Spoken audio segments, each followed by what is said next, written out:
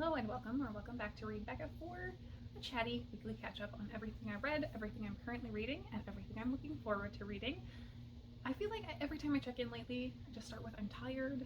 So once again today, I'm very tired. It's been a really busy week, unbelievably busy. The temperatures have come down, so it's quite nice, but I did spend a lot of time out in the sun today. So I am very amped up about books though. It turns out reading short stuff for shorty September has meant I've read a lot. So let's dive right into the books. I think I'm going to start with the stuff I don't have to pulled up for you because otherwise I will forget it. So first, I read Our Hideous Progeny by C.E. McGill, who I think is a debut author. I'm new to this author regardless. I've not heard of them before this book, and this book has been held up a lot because it's got a glorious cover. I've seen a few people that were anticipating it, but I don't think I've seen anybody read it and talk about it. So ostensibly, this is Frankenstein with dinosaurs is the pitch. So I don't know what I expected from that, but it was not the book that I got, and it's actually fabulous. I really loved this book, but it was not at all the book that I expected. I think I was expecting a lot more action, much more adventure, I would say, and there's a little bit of it, but not very much. This is much more a historical period piece. This is the story of, in the setting of Frankenstein, Mary Frankenstein, or Mary Sutherland, because she's married. She is the niece of Dr. Frankenstein. She has a passion for science, but being a woman in this time, in the past, she's not able to actually go out and seek out that future for herself. So she has married this guy, Henry, who kind of allows her to glom on to his activities scientifically. And that makes her happy or sated somewhat within her desire to be scientific. She also has a mentor who is a South Asian man who he is looked down on in the scientific community for his identity as well. And so they have that sort of shared aspect, but he is much more willing to work within the confines of what people expect of him. And meanwhile, she is not. Mary is kind of a shit disturber. And that creates problems for her throughout the book. So I loved this book because of that aspect, because of her being someone who won't sit quietly.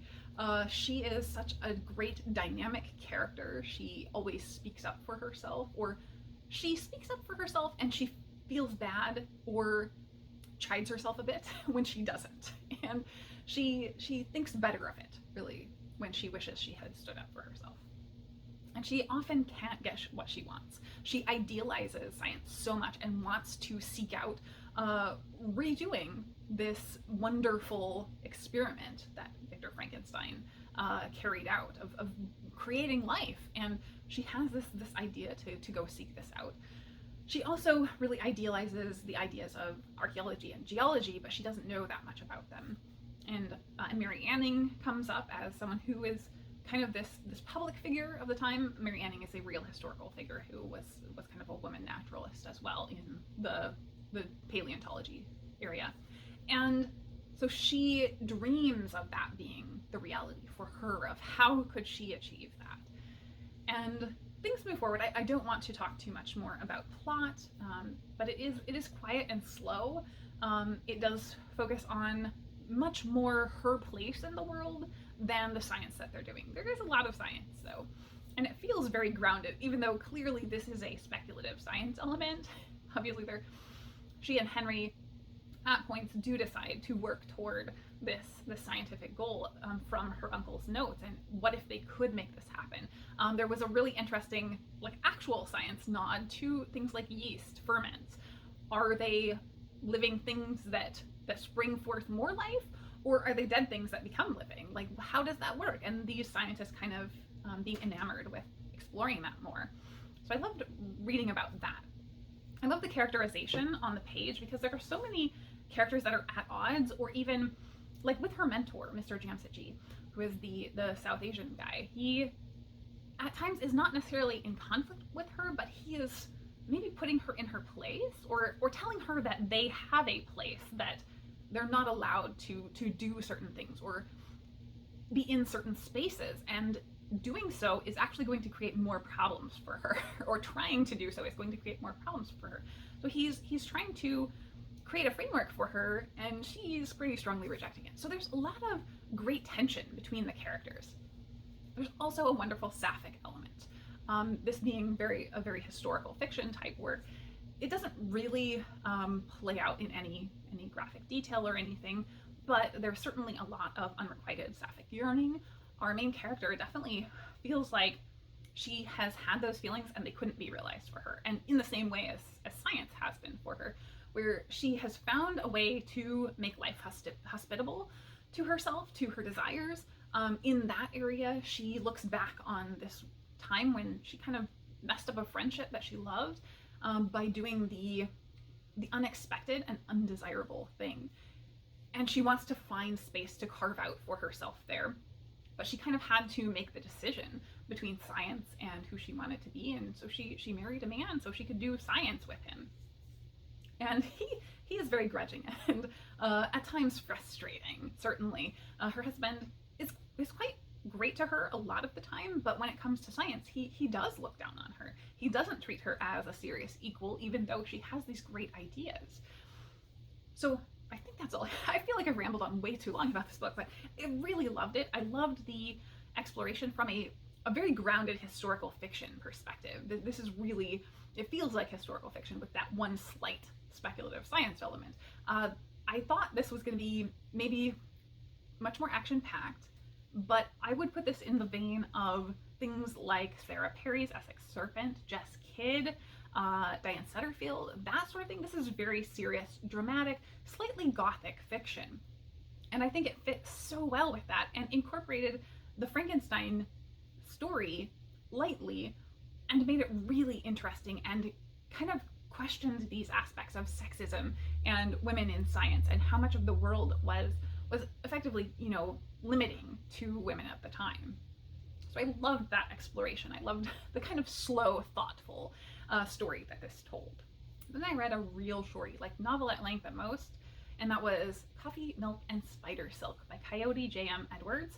And I think I heard about this from Judith over at Dead Good Booker Reviews like months ago. And I picked it up right away, and I just now am finally getting to it. So this was a very short length, so it didn't have too much story to it.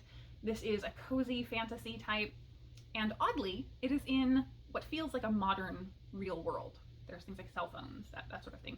And one of the characters says, "Okay, boomer." I think that was very of its time when this was written.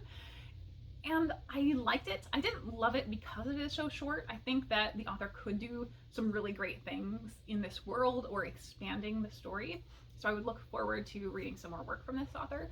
But this is a short, cozy fantasy story about a spider monster, Gwen, who has been working in the Guard for her whole life. She's kind of elderly now and retiring from the Guard and decided to start her own cafe, is absolutely passionate about this.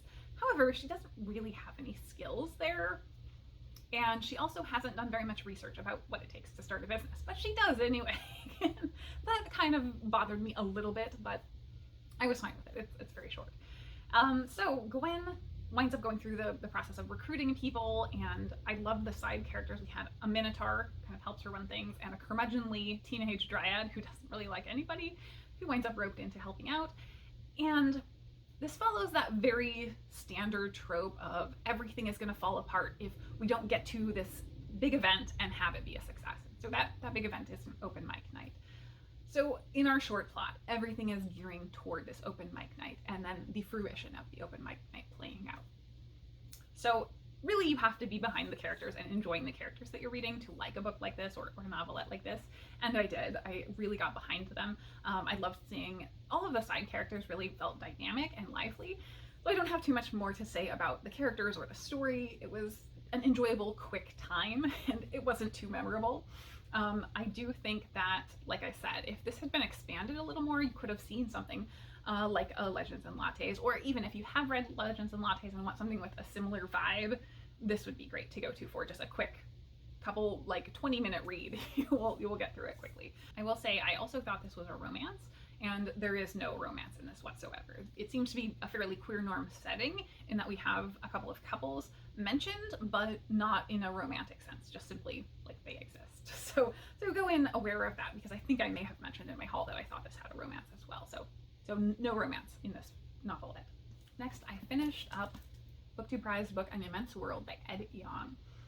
This I can't talk about my feelings on, but it is a nonfiction book about Ed Yong taking us through different means of perceiving in the animal kingdom, and specifically the Umwelt or Umwelten, which is the animal's world perception and how that's established. So I will talk about this more in my BookTube Prize Finals vlog when it comes out in about a month, less than a month now. Next we have Upside Down Magic by Lauren Myracle, Sarah Mlynowski, and Emily Jenkins.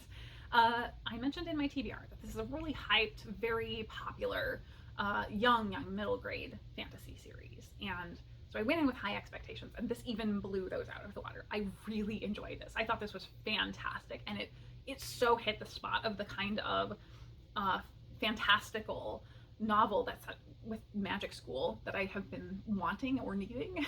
And it is really simple, so if you're not on board with or okay with very young geared middle grade, this will probably not work for you, but that's fine for me. I'm okay with it. This is following a character, Nori, who she has a father who is the headmaster of a prestigious magic school, and everyone in this world seems to have magic, but some people's don't quite work right. And so she shows up to test into magic school, and things don't happen the way they're supposed to. And so that is the upside down magic of this. It seems like the word wonky is used, but that clearly is something that they view as a slur in the upside down magic world.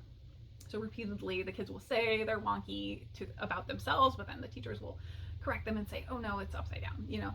So I think this is very clearly an allegory or a way of addressing difference and otherness. And I just love that aspect because it's not overt. I mean, it's overt for me as an adult reading this, but in the story, it's really not pushed into the narrative at all. It feels very natural, and everything about the characters that are deployed here are really diverse as well. So Dory ends up, and this is an aspect I love, being sent to public school. I love that public school is being held up here as opposed to what is always an elite and an exclusionary thing when people are magical. Here she's going to public school and she's finding herself there because she is sent to the special upside down magic class. And everyone has either their magic is inverted from what's normal. So this is really a lot about what fits within a box, what is acceptable within society. These individuals in the class all have magic. Everyone who has magic needs to train their magic, and these people definitely do. But for whatever reason, their magic doesn't work the way that society expects, and that becomes the problem, rather than necessarily that, you know, there's anything actually wrong with their magic. Many of them have a sort of a normal level of magical skill and are able to control their magic, but it's the opposite of what's expected. So I loved that aspect. The characters in the class are very diverse. Our main character is biracial, and that's handled in a way that feels really natural. It's not shoved in, it's just appropriately, like age appropriate. One of the other kids asks her, literally, and she answers in a really natural way. And I love that, you know, there were bodily difference elements as well as things to do with the magic that really show off the aspect of difference between these kids.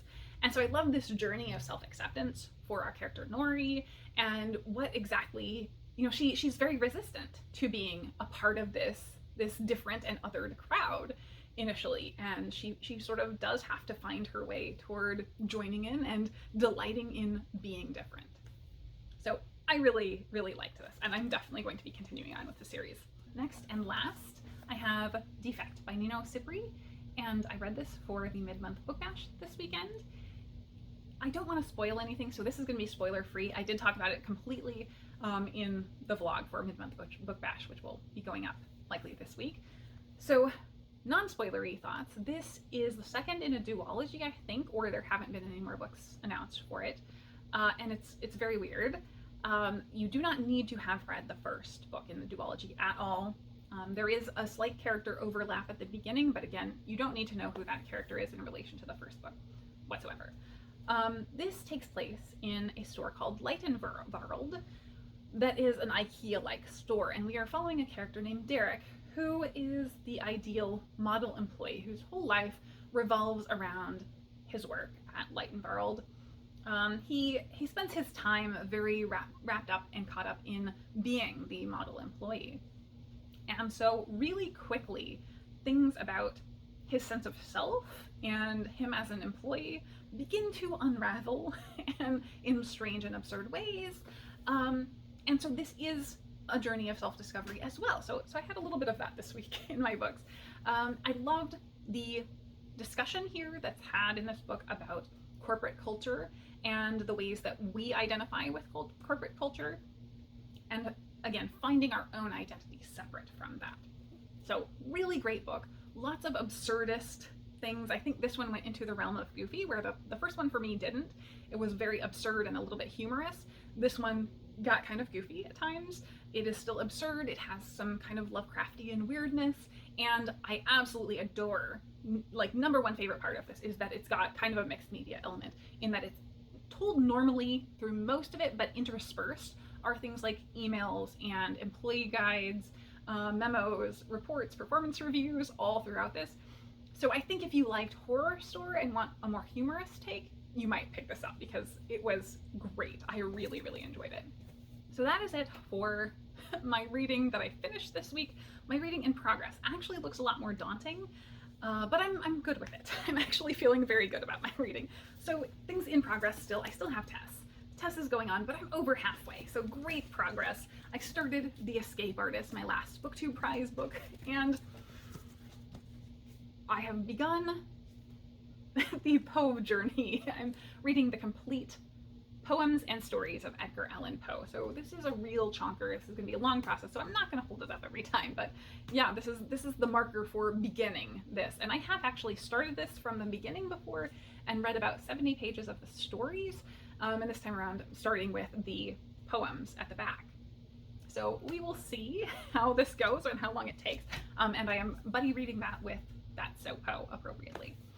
So that is, I think, all of the book stuff for now, and I'm really looking forward to deciding what shorties to pick up next, because I do feel like the things that I have in progress are moving along well. So I will have room to pick up more this week. In terms of life, I don't think I have anything to update on watching stuff.